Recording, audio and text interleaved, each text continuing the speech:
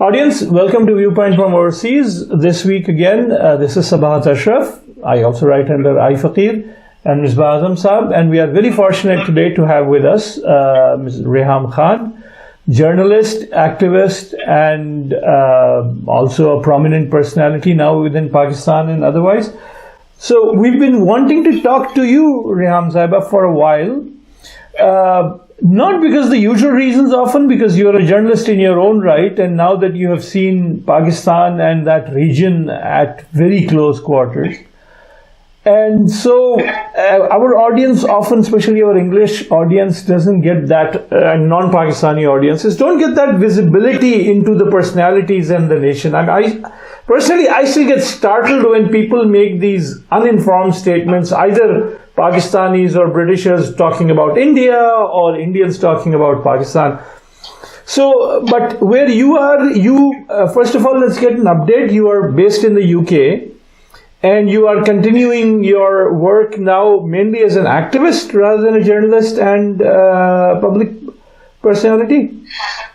Thank you, Subhat. I am actually based in the UK, but I live my life literally in a suitcase and I go where the work takes me. My mission in life has always been to protect children, and I feel that I've been very fortunate with my 3 children. I've raised them, and mashallah, they're doing really well now, 6 and 22 and 16. And I feel that there is just so much work to be done for children who are victims of conflict zones, refugees, displaced persons, but of course particularly in our region, in and around the Afghan border and the Indian-Pakistani border, we have a huge problem with pedophilia, with child abuse, child trafficking, and we have weak or non-existent laws in Pakistan. So for the past I have been working in Pakistan to protect children from abuse in the homes, in the workplaces. Eradication of child labor is one of the key missions for Reham Khan Foundation. And but I'm not limited to Pakistan. I think that now that I'm sort of in self-exile, I'm focusing, and I've been very fortunate to connect to like-minded people in other countries, like Nepal, like Maldives even, and India, and Uganda, as far as Uganda and Nigeria and Ethiopia. I think that there's a lot of work to be done, and I feel that now that we live in a world that's connected via the internet, we're speaking to each other, and I think that we should actually, people who want a better future for their children, a safer future for their children, need to connect and encourage community cohesion and integration. And so I used to be a journalist, but I found the role limiting. I found that I couldn't compromise on certain issues.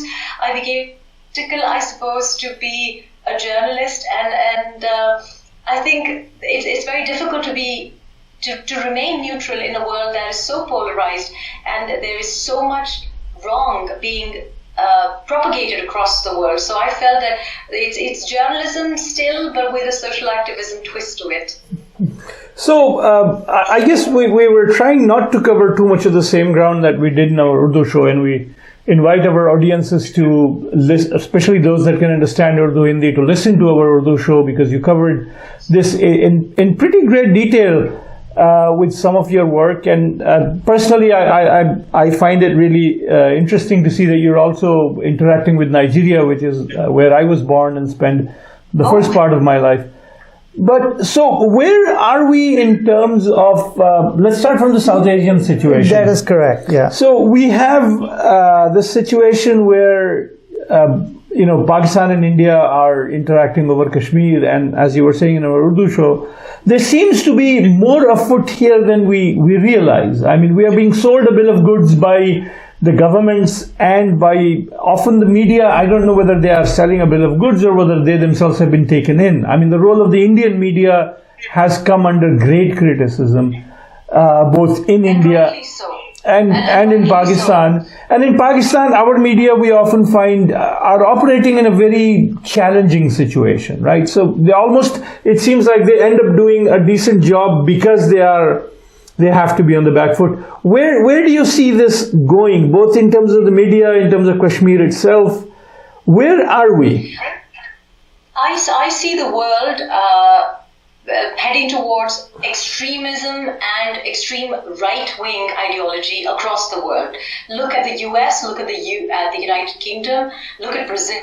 And look at India and Pakistan. And I think this is a very dangerous situation. Wherever we see these heads of state, be it the Prime Minister of Pakistan or the head of state in the US or even in India and other states as well. And I find that we are playing a very dangerous game of polarization. We find that religion is being used both in India and in Pakistan. I find jingoism is being used both in India and in Pakistan. But I feel that India should be held more responsible because India is or claims to be, or had been claiming to be until recently, the largest secular democracy in the world. Pakistan labels itself and sells itself as an Islamic republic. And we understand very clearly, those in India, those in the US and in the world at large, they understand that Pakistan has had a very weak history of democracy, if it can be even called that. And it's actually on a steep decline. So to imagine or to expect a Pakistani head of the state, particularly Imran, to expect him to have any authority, to even if he wanted to do the right thing, I think is asking for a bit too much. Whereas Narendra Modi has been given a very heavy mandate, a second chance to be leading India on the international platform, and he must not forget that he's the Prime Minister not only of BJP, but he's the Prime Minister of Muslims, Hindus, well as Christians and Parsis and Jewish and other religions and ethnicities. So I find that this they should have played a better role, and I think the sudden or the so-called sudden revoking of Article 370 has just created more instability in the region, and I find that this comes at a time where both India and Pakistan needed to focus on the economy, where we talk about economy on the slump in Pakistan, and we are on a very, very treacherous route there with the currency crumbling and no export and no manufacturing, high interest rates. But what about India? 2019 has seen a 6% slump. Should Modi not be focusing on that rather than actually clamping down on a union territory that was doing extremely well? Jammu Kashmir had been doing really well. Look at the gross domestic product for the year 2018. It from $16 billion to $21.9 billion. So why would you attack or clamp down on a union territory that is actually performing extremely well? Yeah. So, yeah, that's interesting. Mr. Sahib, you wanted to discuss with Reham Sahiba in a little more detail, I believe, about the domestic issues in Pakistan? Yeah. Actually, the thing is that it is a good idea to just focus a little bit on the Pakistani issues, not the domestic. I don't think that domestic. You mean Pakistan domestic or US domestic? Okay. Yeah. So we have a lot of things in our minds, Reham Bibi, to talk to you about, and we are trying to take things out because we have a time limitation, which is always the case, unfortunately, and we would want you to be kindly allow us to keep in touch with you in future also, so that we can talk to you more about different issues.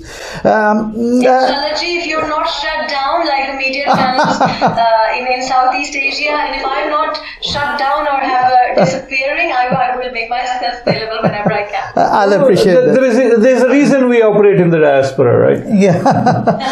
Yeah. So I would ask her. I would ask you regarding we talk about the media issue there in Pakistan. Like how things were going there.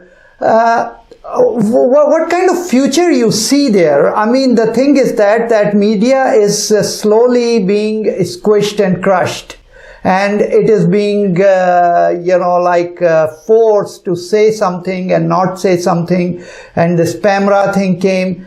How you see that? Because I'm sure that you have a connections with your old colleagues over there, and they may complain to you how they are feeling. So would you kindly share some stuff with us, with our audiences?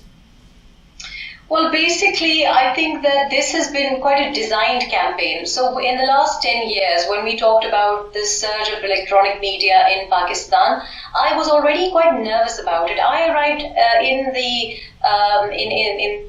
sort of scene around 2013 when I launched my first show, and already I could understand that I was, there's always those lobbies trying to sort of court you and get you to say what you want to say, what they want you to say, and I conveniently sort of, it was like dodging them through my career there, and then I suppose it got too much because I started raising questions about missing persons.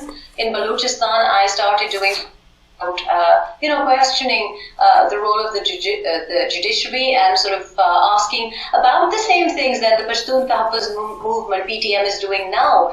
And of course, when the Zarb-e-Azab operation, the joint combined military operation started back in 2014, I actually left my career because I felt that I needed to devote more time to the refugee camps in Bannu. And I just couldn't understand what was going on was against the operation in the fashion or in the manner that they were doing. I felt that they could have done more in terms of intelligence gathering and not really aerial bombardment. I couldn't understand how they were going to clear the area of militants. I couldn't understand the logic of how things were being done. And of course, I didn't make any friends. So I did my best to avoid them and then ended up in the lion's den, so to speak. I feel that this is a very, very fascist period of Pakistan's history. We have seen that even before we saw the result of the elections, we could see a clampdown beginning, and we have seen no tolerance. In the beginning, for the first 3-4 months, there was a polite request not to criticize the government, and that politeness has now gone out of the window. Not only shows are being, we see an increasing number of people on YouTube channels now, our senior voices on YouTube channels. One, because I've been campaigning against the mainstream television channels for a very long time. I'm a huge, huge supporter of YouTubers across the globe, and places like Kazakhstan and even in the US, of course, where this trend started. I think alternative news is a very good idea for countering the propaganda tools, the state machinery. But I see this not going anywhere good because, of course, people have been thrown out of their jobs. The people and the voices who were needed to create this facade and this, the creation of this hero, this messiah, is not needed anymore. So they've been, conveniently asked to leave or, shown the door. There's been a huge clampdown on the financial structures that these news channels and the print media operates on. And of course, you can't write anything. For example, one of the younger chaps me and asked for an interview for independent Urdu, I think. And I said to him that I have trouble reading Urdu, so would you make sure that this is a commissioned piece, because I think that they wouldn't allow you to print anything that has my name in it. And I'm certain that you would not be allowed to have a one-on-one interview because there's certain names and personalities who are not allowed. And today we've seen a clampdown on Maulana Fazlur Rahman's press conferences as well. Yeah. So the lad did not understand, and surely,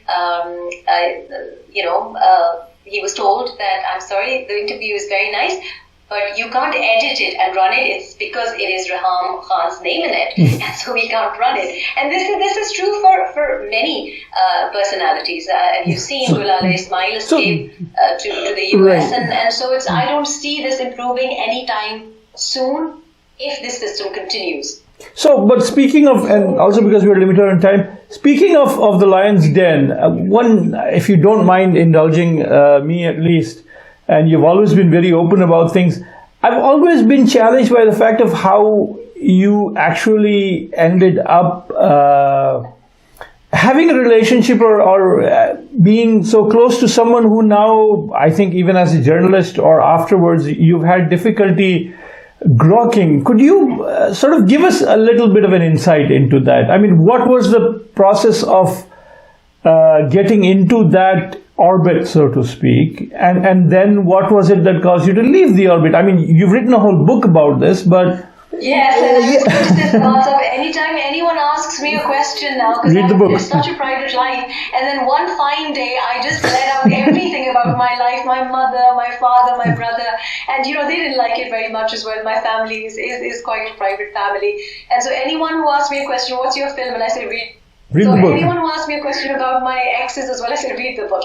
But just to put it in a nutshell for ladies who are listening out there, we were discussing off air about psychology and psychological sort of, and I was so happy to find a gentleman who understands these concepts. And I think that there is this messiah complex in all of us, and I think some, of course, it manifests itself in the way that I want to say of Pakistan, and I will be, and we see that in leaders, and I also have a messiah factor. It's perhaps a bit smaller, but you see someone who is hapless, and you see that person, and if you have any sort of maternal developed instinct, you think, oh, it's a little fragile boy, I'm going to make him better. And I think many women will realize this when they That's true. They should not be in, because let me tell you, girls, you need professional help for people who have professional problems, and so I tried my level best, and I think I lack that intelligence. So I think that we can't all be intelligent in all areas. So if you're very good at cooking, you might not be very good at gardening. And I certainly, men seem to be that area of intelligence that is very undeveloped. And I think as overseas Pakistanis, and if you've led a very sheltered academic sort of life, if you're not a very social person, also I think the fact that it's a very, very good, Islam and this Pakistan, the cover-up is so good. I could not have imagined that if someone is actually, being photographed several hundred times for being religious, and someone who says that he wants to clean up his act, I just bought the story, and I think many people have bought the story. I bought it on a personal level, but I think that many people who vote and many people who support sitting in the US and Saudi or UK and send money to the charities and to Pakistan Tehreek Insaf buy the story, and I bought the story. I couldn't that existed, which was so unlike the Islamic Republic of Pakistan, the idea of Sharia that we are sold. Yeah. And so it was a bit of a shocking revelation for me, and then if you want to know more, read the book. It's available on Amazon in the US. Definitely. So, but moving actually to get out of that, how is the process of, I want to use the word recovery, but I'm not sure I should, of coming out of that, you, as we say in Urdu, jo bharam tootta hai, how are you dealing with that? How are you? Yeah, because see, the thing is that a lot of time it has, it takes you to the emotional issues, and you dealt it very nicely, and you still strong and doing your work, and so we like to understand that how you deal with all those things. I'm again so pleased. I've been trying to find a woman who would ask me this question, and I think that once and I found these two gentlemen across the Atlantic, and they're asking me all the questions that people should have asked me 4 years ago, but nobody did. I think when you're a strong person and when you led your life like a strong person, people expect you to just brush your knees and get on with it, which I do, and I have to, because mind you, I have 2 daughters of my own. I have to for them, but also a lot of young women across the world, particularly in Pakistan, look up to me, and I couldn't afford to crumble down. I couldn't afford to dive in a quilt or a duvet and cry. I couldn't. I just didn't have the time. And someone had to fight, because I feel we live in an unfair world where even as a domestic violence victim, you are accused and abused for actually, for a divorce. And that is not only my story, of many women across the Indian subcontinent. 9 times out of 10, it is the woman's fault. It's something wrong with the woman. Even if somebody is like hitting you, or if someone is mentally torturing you, it is your fault. And I think that the first 2-3 months, remember also that I'm not one of those people who hits the bottle or is prone to self-harm. So I tend to block things which are not very pleasant. And I think the first were very difficult. I think it was very difficult for me to come to terms with the fact that I'm a smart woman. How did this person fool me? How was I deceived? Yeah. And I think it was that self-critical voice in me which it took me 3-4 months to forgive myself for making that mistake. But this happened 4 years ago, and we live in a very fast world, so now I really like Urdu poetry, and now if I tweet something to do with like Ghalib or Faraz and they say, oh my God, she's hurting. No, I'm not. I've truly moved on. And of course, it's not pleasant, but I think the even more what was unpleasant about this was that there was a cyberbullying. It was, as I said, we live in a situation like a witness protection plan where I find that I feel that it's unsafe for my children to be on social media. I feel that it's unsafe for my children to use public transport. Of course, it's unsafe for me as well because I'm recognized. And no one should have to live with that. Yeah. And I know that I'm the most for this because so many women who deal with this do not have that profile or do not even have the ability to live a life that I can afford to live. People have to go to work, to offices.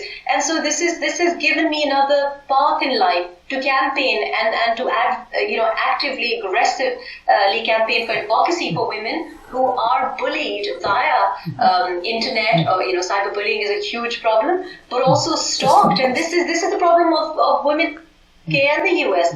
And of course, in Pakistan and India, it's much, much worse. So I positively channeled the pain. If you Right, and as we are seeing, I mean, even within, we live in what basically is best described as an industry town in Silicon Valley. And that I think our community is a generation or two behind the expat communities in the UK. So we're just starting to deal with some of those issues, and you'd be surprised how common these are. Yeah, Ms. Basant, you had a follow-up. just a quick question. We have we talk about your book here, and what is going on? I mean, you have some case going on, and Yasir Saab is taking care of that. So where do you stand in Pakistan as far as your... There is no cases against me in Pakistan or the UK. I have some good news because I've taken some people to court and Right. I've effectively I see. won that. But that news about people taking me to court, that's not true. There is No, I'm talking about the book. I mean, there was some issue. Some people complained about the book that it should be banned in Pakistan or something like that. I don't remember quite. There was a that's not really. I mean, I think when the book was coming out, there was a. I'm not even sure because I mean it was just one of those sort of things which we didn't pursue and they didn't pursue either. It was, I think, in one district maybe. I think because I mean it's not an issue. The book is available in Pakistan and it's available at airports. The book is selling actually really well this year. Oh, wonderful! India, it did really well last year and has consistently performed well. But of course, in Pakistan, suddenly people have come around to a lot of things and they say, I think this woman was telling the truth. So, people expose themselves. So there's no case against me. And Yasir is a dear friend. He would like me to take a few people to court. I do know that he's representing. Salary case, which as you know, the salaries are withheld in Pakistan by television channels. So I know that that's live, but I have a bit of good news which I will announce in maybe a few days' time.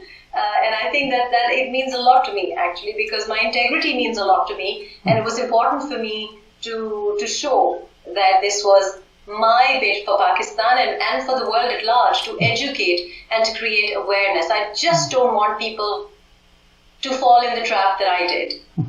Okay, thank you, Reham Saiba. We are short on time now, and I believe you also have an appointment to get to. Hopefully, we will keep this conversation going, and as you saw, we sometimes do get off onto tangents that are educational and not the usual ones. And you please do visit us here in the Silicon Valley, and we will have some gathering with you. We will arrange some local community people and have introductions. Honestly, I would love to.